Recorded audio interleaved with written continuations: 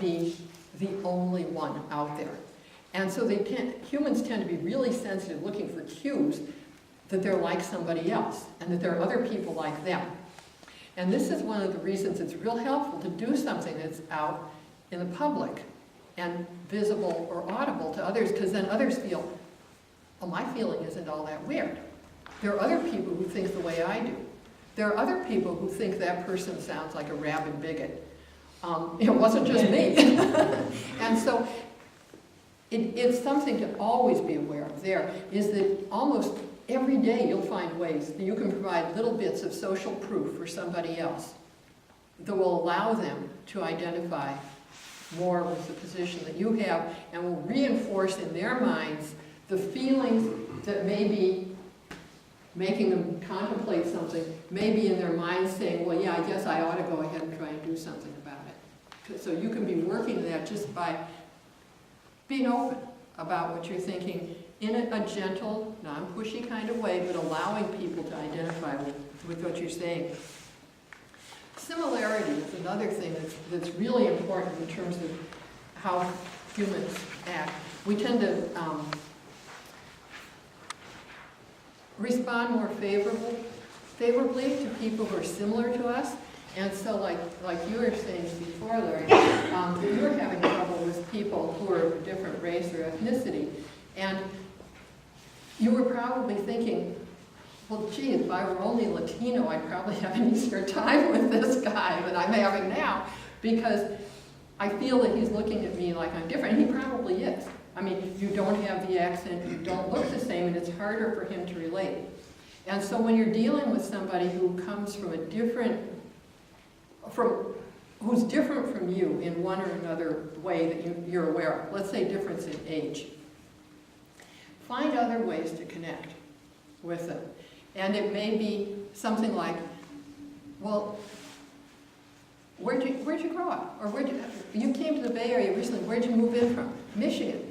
Oh, I was from one of those Midwestern states too. I was from Cleveland. And boy, you know, it's real different there, isn't it? Or I grew up in a small town.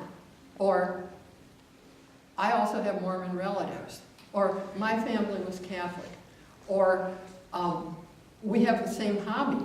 I mean, we both are avid bicyclers. Or whatever it is. Look for things that are similarities between you and another person. And this doesn't sound like it's right on the target of what you're talking about, but in fact what you're doing is you're establishing a similarity there which makes them identify with you more, and it's easier for them to trust you and accept what you're saying.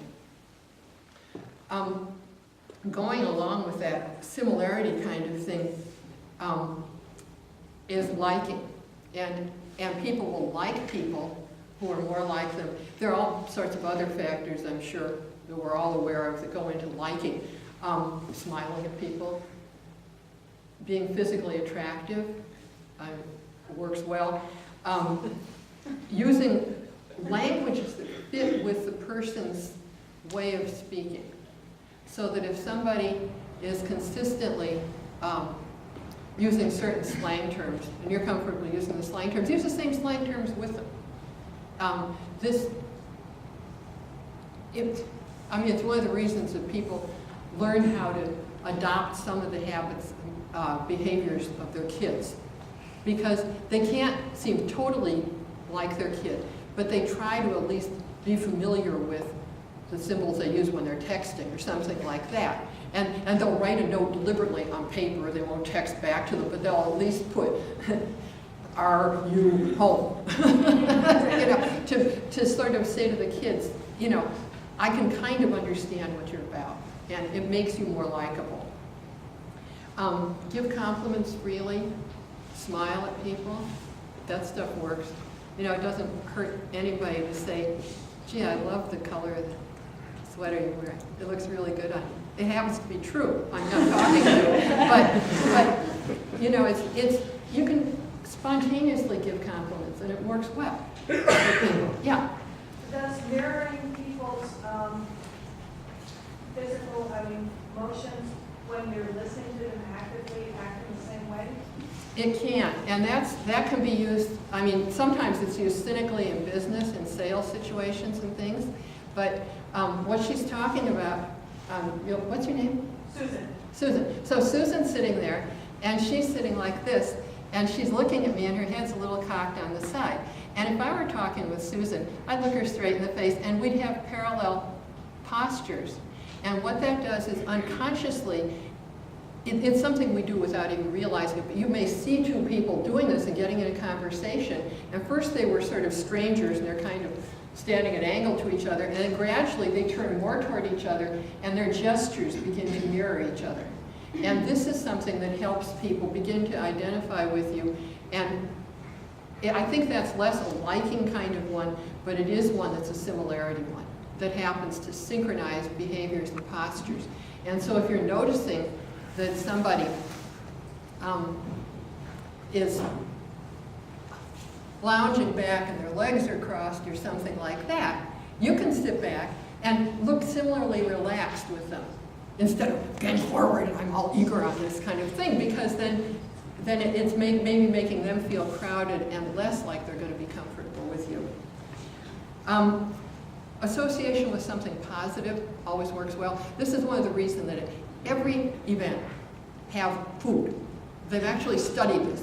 Any persuasive attempt done in the presence of food is more likely to succeed. It is. And good food works better than bad food. But, you know, when Chris and I were planning this thing, I said to Chris, whatever you do, have food.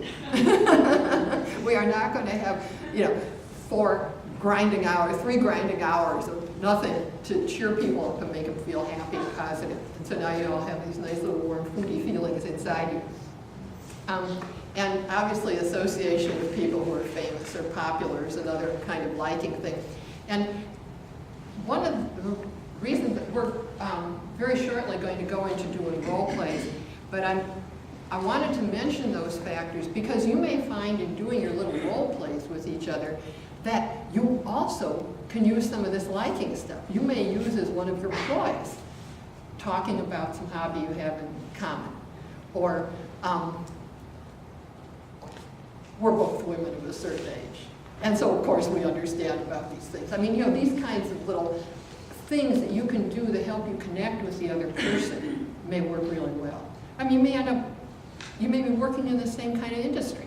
You may have similar jobs or something like that. You may like the same kind of sneakers. It could be almost anything, and it helps. Anyway, any questions on this right now? Yeah. So